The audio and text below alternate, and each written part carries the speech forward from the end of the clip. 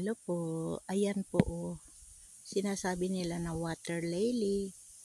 Ayan po dito sa aming fish pan. Ayan, pero itong water lily na ito ay kinakain po ito. Masarap po ito. Oh, masarap po ihalo sa tinapa. Oh, at saka sa may isda na mayroong yung sinigang na isda. Masarap po ito. Ayan po, o tingnan nyo, marami na siya. Kaya ayaw ko lang kumuha kasi medyo malalim yung tubig. Ayan. Kinakain po yan dito sa Thailand. Tinatawag nila dito yung dokbwa. Ayan po, maganda. Meron pa siyang puti. Ayan po, thank you very much po. Ito po, si Pinay Farmer dito sa Thailand. Hello po. Ayan. Oh, maraming mga pananim po. Thank you very much for watching.